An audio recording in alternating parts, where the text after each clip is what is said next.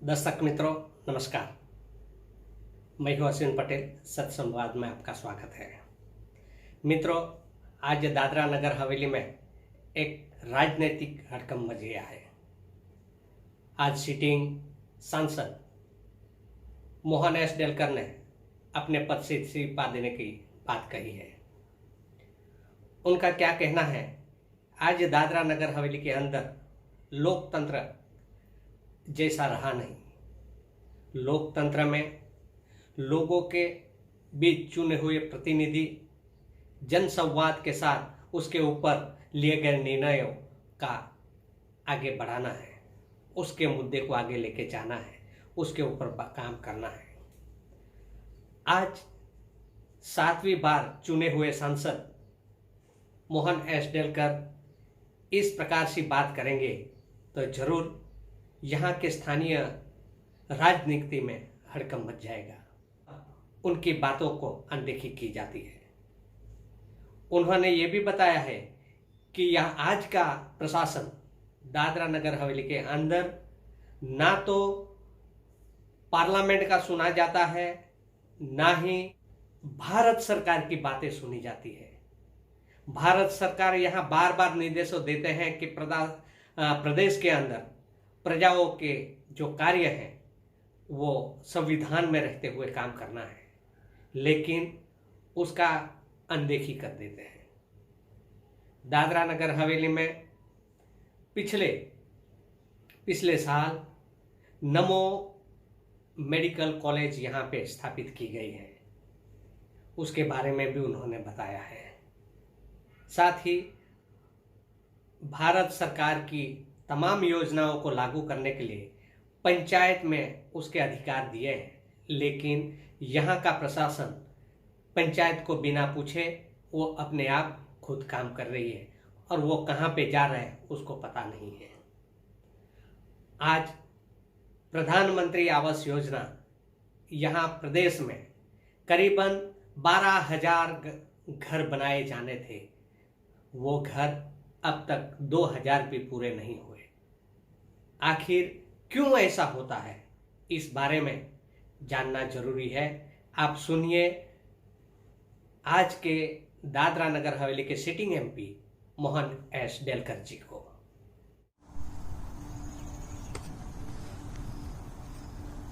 नमस्कार भाईओ ने बहनों, આજે હું તમારી સમક્ષ આવ્યો છું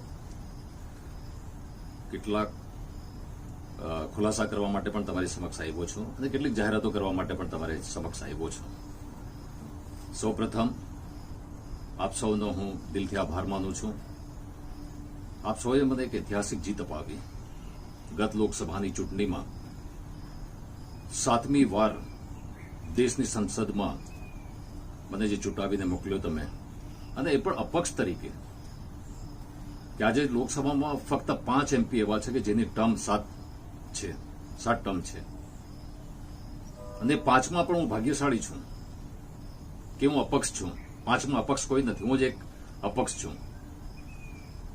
આટલી મોટી ઐતિહાસિક જીત તમે અપાવી એ બાબતનો દિલથી આભાર પણ માનું છું, અને એ બાબતથી મને ગર્વ છે, મને અભિમાન છે આપણા લોકો, પ્રદેશના લોકો ઉપર।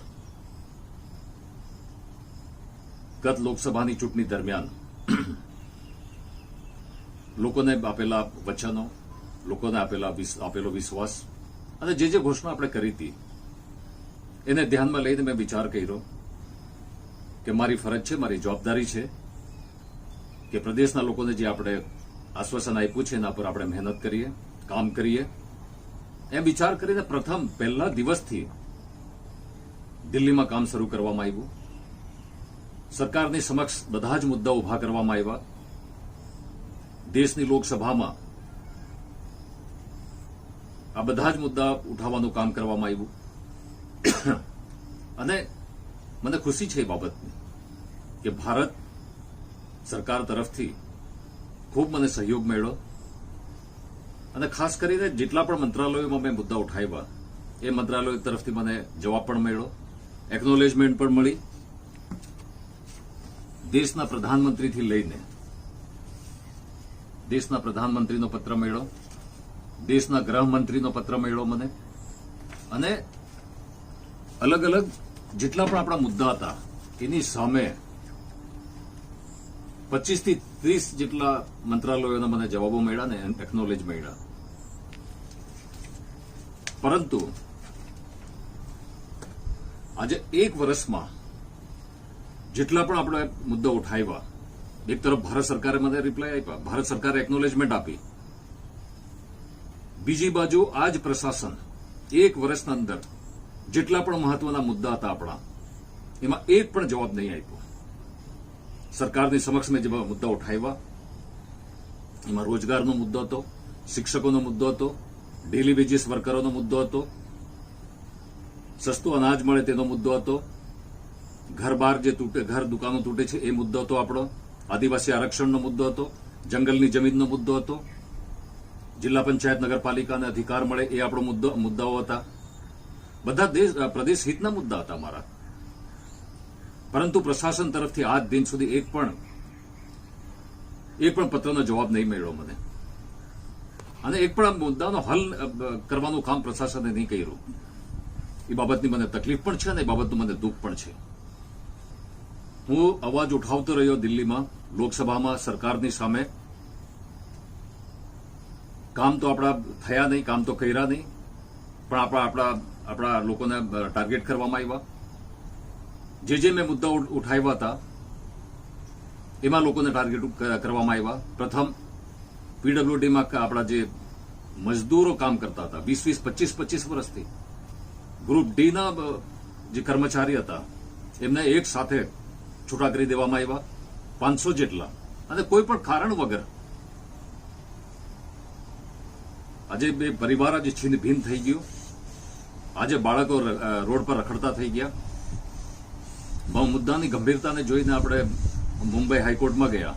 મુંબઈ હાઈકોર્ટે નિર્ણય આપ્યો, જજમેન્ટ આપ્યું કે આ જિલ્લા પંચાયત પ્રમુખના અધીન આવે છે, અધિકારમાં આવે છે. પ્રશાસન એના પર કોઈ કાર્યવાહી ના કરી શકે અને પાછા બધાને લઈ લેવા જોઈએ એવો આદેશ થયો. છતાં પણ આજ દિન સુધી એ તમામ આપણા જે કર્મચારી છે નાના એમને લેવામાં નહીં આવ્યા. આજે કોરોનાની સ્થિતિ છે, નોકરી નથી, ખાવાનું નથી ઘરમાં, બાળકોને સ્કૂલ જવાતું નથી, એવી સ્થિતિમાં આજે એમને મૂકી દીધા. શિક્ષકોની હાલત શું છે? 10 વર્ષથી શિક્ષકો કાર્યરત છે, કામ કરે છે, બાળકોને ભણાવે છે, પોતાની ફરજ નિભાવે છે, પણ હાલાત એવી આગા કરી નાખ્યા. માનસિક ત્રાસ એટલો બધો આપવામાં આવ્યો. સવાર ઉઠીને ભણાવવાનો વિચાર તો પહેલા નહીં આવે, પણ પહેલા વિચાર આવે કે આજે કઈ નોટિસ મળશે, ક્યારે અમને છૂટા કરી દેવામાં આવશે, ક્યારે સસ્પેન્ડ કરવામાં આવશે. એ રીતનો માહોલ શિક્ષકોમાં પણ પેદા કરવામાં આવ્યો. તોડફોડ કરવામાં આવી, ઘર દુકાનો તોડવામાં આવ્યા, જમીનો રસ્તાઓ પહોળા કરવાનું નામ લઈને. નાનો પ્રદેશ છે, શું રસ્તાઓ જ રહેશે? શું રસ્તાઓ જ આપણે રાખવાના છે? ઘર દુકાનો કોઈની રહેશે નહીં. 2 વાર એક સાથે ડ્રાફ્ટ નોટિફિકેશન બહાર કરવામાં આવે છે. કોઈક વાર 30 નો 45 કરી દેવામાં આવે, 20 નું 25 કરી દેવામાં આવે.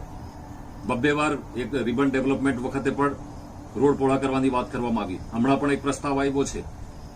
લોકો સહયોગ આપે છે, લોકો સહકાર આપે છે, પણ તમે લોકોના ઘરબાર લઈ લેવા માંગે છે, લોકોની દુકાનો લઈ લેવા માંગે છે, લોકોને રસ્તા ઉપર લાવી દેવા માંગો છો, તો લોકો ક્યાં સુધી સહન કરશે? લોકો દમણમાં લોકો જે ઘરોમાં રહેતા હતા એ ઘરબાર તોડી નાખવામાં આવ્યા. એક તરફ ભારત સરકાર દિલ્હીમાં જે અનઓથોરાઇઝ કોલોની હતી એને રેગ્યુલર કરીને હજારોની સંખ્યામાં લોકોને ઘર આપ્યા. તો શું એનું પ્રશાસન નહીં કરી શકે? રેગ્યુલર નહીં કરી શકે? લોકોને ઘર બહાર નહીં આપી શકે? એનાથી ઉલટું કરવામાં આવ્યું, તોડી નાખવામાં આવ્યા. લોકોએ રજૂઆત કરવા માટે ગયા તો એમને જેલમાં બેસાડવાની વાત કરવામાં આવી. લાઠી દંડાથી એમને ચૂપ કરવામાં આવ્યા. આ પરિસ્થિતિ દમણમાં પણ કરી દેવામાં આવી. આદિવાસી ડેની રજાની માંગણી કરવામાં આવી. વિશ્વ આદિવાસી દિવસ છે. લોકોની ઈચ્છા હતી, લોકોને એક લાગણી હતી કે પ્રદેશ આદિવાસી લોકોનો પ્રદેશ છે વિશ્વ આદિવાસી દિવસ છે તો એક રજા આદિવાસી સમાજ માટે પણ હોવી જોઈએ. પ્રશાસને ગુડી પાડવાની રજા આપી, પ્રશાસને છઠ પૂજાની રજા આપી, અમને કોઈ વાંધો નહીં, અમે અમને સ્વીકાર્ય છે. પણ સાથે સાથે આ પ્રદેશના આદિવાસીઓનું પણ વિચારો તમે. એમને રજા તો ઘોષિત નહીં કરી, પણ ટાર્ગેટ કરવામાં આવ્યા. આજે આદિવાસી સમાજનું કંઈક સ્થાન નથી. આદિવાસીની સ્થિતિ ખરાબ થવા લાગી છે. જિલ્લા પંચાયત નગરપાલિકાને અધિકાર આપવાની વાત કરવામાં આવી, પાર્લામેન્ટમાં અવાજ ઉઠાવવામાં આવ્યો. અધિકાર આપવા માટે મંત્રી મને પત્ર લખે છે, પણ બીજી બાજુ અહીંયા જેટલા પણ અધિકાર હતા બધા છીનવી લીધા. ના જિલ્લા પંચાયત પાસે કોઈ અધિકાર છે, ના નગરપાલિકા પાસે આજે અધિકાર છે. ભારત સરકારની જે યોજનાઓ છે કે જે જિલ્લા પંચાયતના અધીન છે, પ્રધાનમંત્રી આવાસ યોજના છે, સ્વચ્છ ભારતની યોજના છે, બાકીની યોજનાઓ છે, જિલ્લા પંચાયત પાસેથી છીનવી લીધી. પ્રશાસન પોતે કરે છે. આજે પ્રધાનમંત્રી આવાસ યોજનાની હાલત શું છે?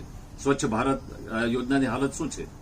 કોન્ટ્રાક્ટ આપી દેવામાં આવ્યા, કોન્ટ્રાક્ટરો અધૂરા કામ કરીને છોડીને ચાલી ગયા, કમિશન લઈ લીધું લોકો પાસેથી, અને ખરાબ હાલતમાં જે ઘરો છે બધા જ. અને જ્યારે અવાજ ઉઠાવવામાં આવે છે, જ્યારે રજૂઆત કરવામાં આવે છે કે સાહેબ આ ખોટું થાય છે, તો માનવાની તો દૂરની વસ્તુ પણ ટાર્ગેટ કરી દેવામાં આવે છે કે તમે અવાજ કેમ ઉઠાવ્યો, તમે બોલો કેમ છો. પ્રમુખ બોલવા જાય, ઉપપ્રમુખ બોલવા જાય છે તો એમની સામે કાર્યવાહી કરવાની વાત થાય છે. પોતાના હસ્તક કામ કરે છે અને સોકોઝ નોટિસ પ્રમુખ અને ઉપપ્રમુખને અપાય છે. આ સ્થિતિ આજે પ્રશાસનમાં છે. આરક્ષણની વાત કરવામાં, આદિવાસી આરક્ષણની વાત કરવામાં આવી, એમાં પણ કોઈ અત્યાર સુધી કોઈ નિર્ણય નહીં. જંગલ જમીનની વાત કરવામાં આવી, એમાં પણ કોઈ નિર્ણય નહીં. સસ્તા અનાજની દુકાનની વાત કરવામાં આવી, મુદ્દો ઉઠાવવામાં આવ્યો કે આ પ્રદેશમાં કુપોષણ છે, આદિવાસીઓને સારું અનાજ મળે, સારી વ્યવસ્થા મળે, એ વિચાર કરીને પાર્લામેન્ટમાં અને દિલ્હી સરકારમાં અવાજ ઉઠાવ્યો કે ઘઉં અને ચોખા સાથે દાળ, ખાંડ, તેલ અને મીઠું પણ મળે, જે ગુજરાતમાં જે પ્રમાણે મળે છે, એના માટે અવાજ ઉઠાવવામાં આવ્યો. એમાં પણ આજ સુધી કોઈ નિર્ણય કરવામાં નહીં આવ્યો. મને મંત્રી એમ કહે છે કે અમને આદેશ કરી દિયા. અહીંયા કોઈ વાત કરવા માટે તૈયાર નહીં, અહીંયા કોઈ સાંભળવા માટે તૈયાર નહીં. કેમ અવાજ ઉઠાવ્યો દિલ્હીમાં? બસ એનાથી ઉલટું જ આ પ્રદેશમાં થવું જોઈએ. એવી સ્થિતિ આ પ્રદેશમાં આજે થઈ ગઈ છે બધા જ મુદ્દા ઉપર. આજે કોરોનાની સ્થિતિમાં પણ શું છે? કોરોનાની સ્થિતિમાં જે લોકોને રાહત આપવી જોઈએ, લોકોને આશ્વાસન આપવું જોઈએ, પણ એનાથી આજે ઉલટું થાય છે. પ્રદેશમાં જે સુવિધા છે એમાં પણ અલગ અલગ વિભાગોમાં આજે ટેક્સ વધારી દીધો. ટેક્સ એટલો વધારી દીધો કે આજે લોકો પરેશાન, મુશ્કેલીમાં છે.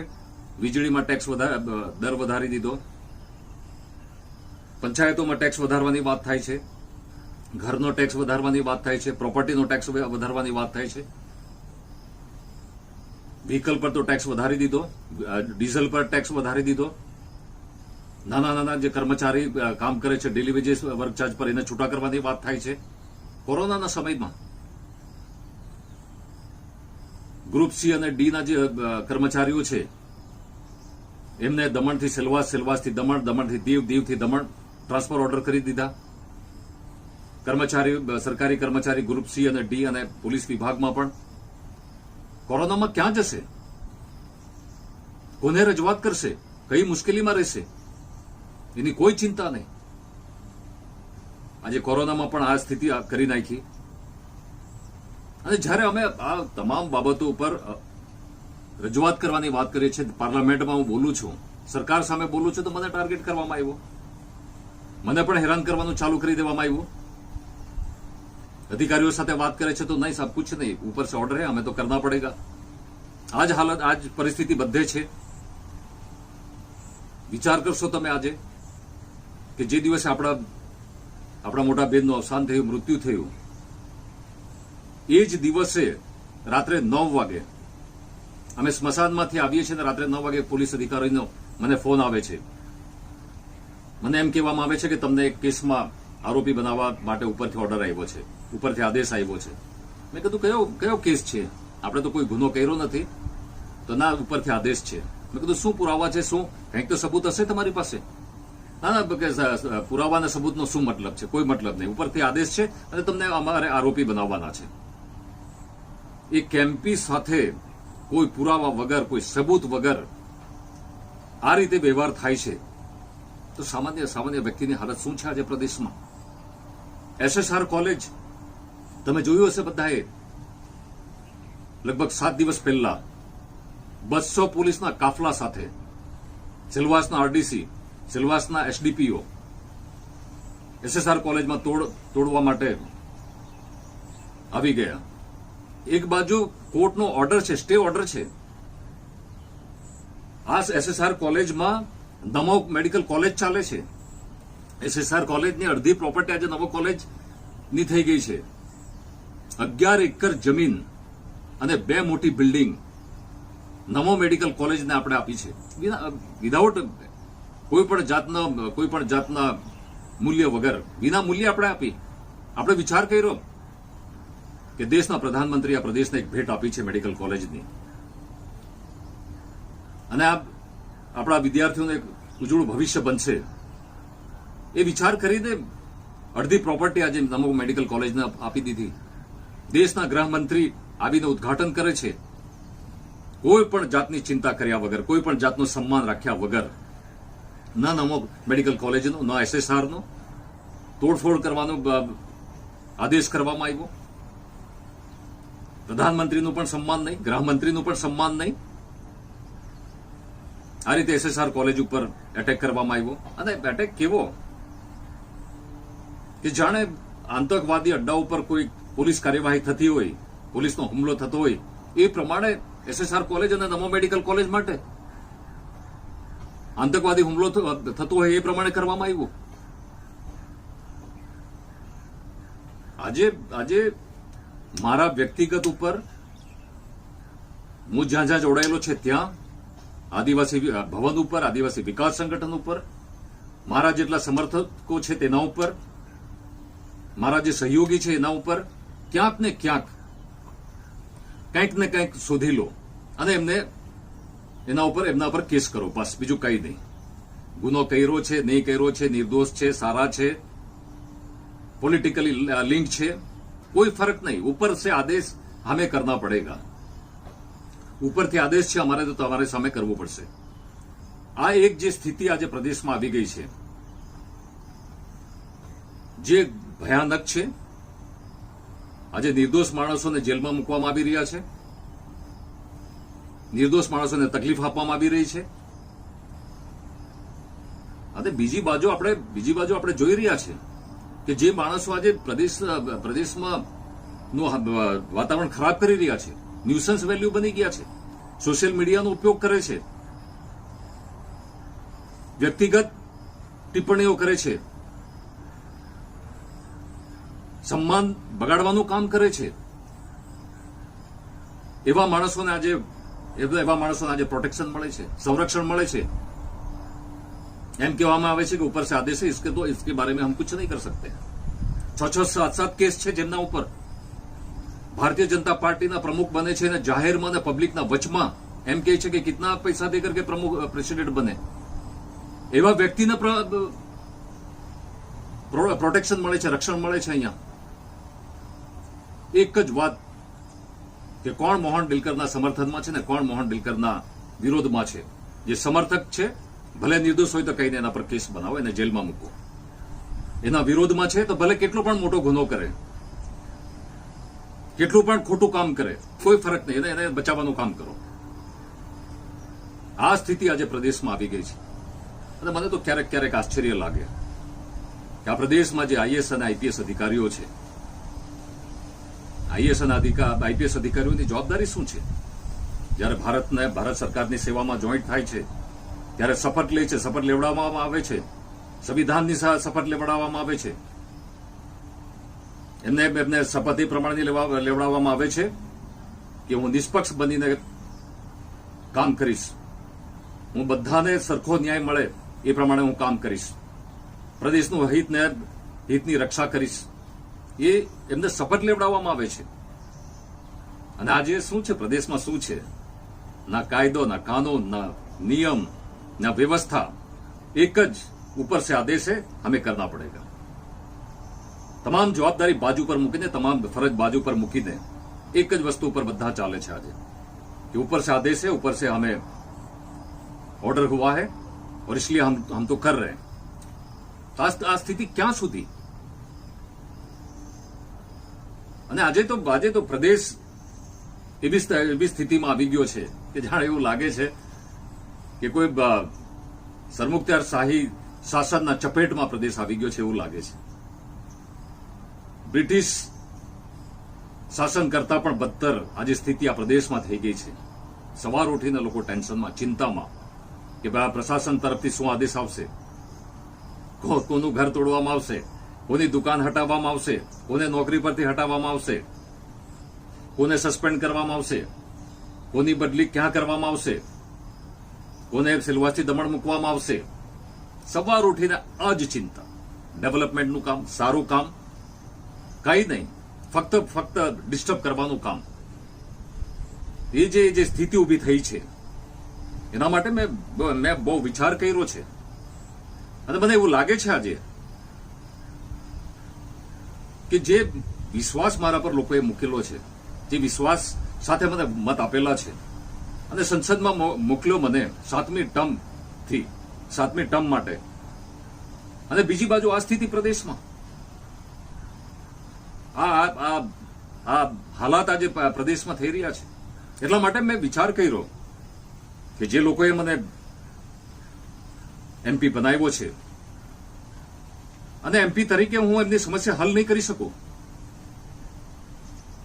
નાના વ્યક્તિને મદદ નહીં કરી શકું, નિર્દોષ વ્યક્તિઓને જેલમાં જતા રોકી નહીં શકું, પ્રદેશનું ઉજ્જવળ ભવિષ્ય હું બનાવી નહીં શકું, તો મારો એમપી બનવાનો મતલબ શું છે? એટલા માટે મેં વિચાર કર્યો છે કે આવતી લોકસભાના સત્રમાં હું મારા લોકસભાના પદ ઉપરથી રાજીનામું આપીશ. એ બાબતનો મેં નિર્ણય કર્યો છે. અને મેં વિચાર કર્યો છે કે મારા લોકસભાના પદ ઉપરથી હું રાજીનામું આપું તો કોઈક નિર્દોષ જેલમાં જતા રોકાશે તો એ લોકસભાનું પદ છોડવા માટે મને મંજૂર છે. મારા લોકસભાના પદ ઉપર છોડવાથી આ પ્રદેશના લોકતાંત્રિક વ્યવસ્થા મજબૂત મળશે, તો લોકસભાનું પદ હું છોડવા માટે મને મંજૂર છે. એ બધો વિચાર કરીને મેં લોકસભાના પદ ઉપરથી રાજીનામું આપવાનો વિચાર કર્યો છે, નિર્ણય લીધો છે મેં. અને એ પણ મેં નિર્ણય લીધો છે કે રાજીનામું આપવા પહેલા હું દેશના પ્રધાનમંત્રીને મળીશ, હું દેશના ગૃહમંત્રીને મળીશ, લોકસભાના સ્પીકરને મળીશ, કારણ કે એમનું હું સન્માન કરું છું અને એમનો મને ખૂબ સહયોગ મળ્યો છે. અને ત્યાર પછીથી મારો રાજીનામું લોકસભામાં, સંસદમાં હું જાહેરાત કરીશ, ઘોષણા કરીશ. અને મારી ફરજ છે, મારી જવાબદારી છે, એ બાબતની પણ ઘોષણા કરીશ, એ બાબતની પણ જાહેરાત કરીશ કે મને રાજીનામું આપવાની જરૂર કેમ પડી, શું મજબૂરી હતી કે મેં લોકસભાના પદો પરથી રાજીનામું આપ્યું. આ પ્રદેશમાં જે હાલાત બનાવવાવાળા વ્યક્તિઓ છે, જે અધિકારીઓ છે, પ્રશાસનના અધિકારી હોય કે પોલીસના અધિકારી હોય છે, એ તમામે જે કાર્યો કર્યા છે, કારણ કે મારી પાસે બધાની ફાઇલ છે, મારી પાસે તમામ પુરાવા છે, મેં બધી જ કમ્પ્લેનો કરેલી છે, એ કાગળો છે મારી પાસે. જેમણે જે અધિકારી અને જે વ્યક્તિઓ જવાબદાર છે મને આ રાજીનામું આપવા મજબૂર કરવા માટે, એ તમામ વ્યક્તિઓના નામોની જાહેરાત કરીશ, એ તમામ અધિકારીઓના નામોની ઘોષણા કરીશ દેશની લોકસભામાં. દેશના લોકોને ખબર પડવી જોઈએ, સંસદમાં લોકોને ખબર પડવી જોઈએ કે 7 ટર્મનો એમપી અને એક અપક્ષ એમપી શા માટે રાજીનામું આપે છે. એ દેશમાં અને સંસદમાં ખબર પડવી જોઈએ. તો એ પ્રમાણે મેં નિર્ણય લીધો છે. એ જાહેરાત કરવા માટે હું તમારી વચમાં આવ્યો છું. અને તમે જે મને આજે 34 વર્ષથી હું 34 વર્ષથી રાજનીતિમાં છું, 34 વર્ષથી જે તમે મને પ્રેમ આપ્યો છે, સ્નેહ આપ્યો છે, 7-7 વાર દેશની લોકસભામાં મૂકેલો છે, એ જે તમારો મને એ જે પ્રેમ અને સહકાર મળ્યો છે એ હું મારા જીવનમાં નહીં ભૂલીશ. અને ખાસ કરીને મારા આદિવાસી સમાજ માટે, આદિવાસી ભાઈ બહેનોને કે જેમણે આંખ બંધ કરીને મને મદદ કરી છે, આંખ બંધ કરીને મને સહયોગ આપ્યો છે અને દેશની લોકસભામાં મોકલ્યો છે, એવા મારા આદિવાસી સમાજનો, આદિવાસી ભાઈ બહેનોનો દિલથી આભાર માનીશ. એમનો ઋણી રહીશ, જીવનભર ઋણી રહીશ, જીવનભર એમની સાથે રહીશ. એ શબ્દો સાથે મારાથી કોઈ ભૂલ થઈ હશે તો મને માફ કરશો. આ ઘોષણા અને જાહેરાત મારે તમારી વચમાં, તમારી સમક્ષ કરવી હતી, કારણ કે તમારા સહયોગ અને તમારા પ્રેમથી જ હું અહીંયા સુધી પહોંચ્યો છું. અને હું કંઈક પણ કરું, કંઈક પણ નિર્ણય લઉં તો મારી ફરજ છે કે તમારી વચ્ચે એની જાહેરાત કરું, એ મારી ફરજ છે. એટલા માટે હું તમારી સમક્ષ આવ્યો છું. આ જાહેરાત મેં કરી છે અને આવતા દિવસોમાં મારા નિર્ણયો છે એ મેં તમારી સમક્ષ મૂક્યા છે. ફરીવાર આપનો જે સ્નેહ, પ્રેમ અને સહયોગ જે મળ્યો છે એનો દિલથી આભાર માનું છું અને આપને ધન્યવાદ કરું છું.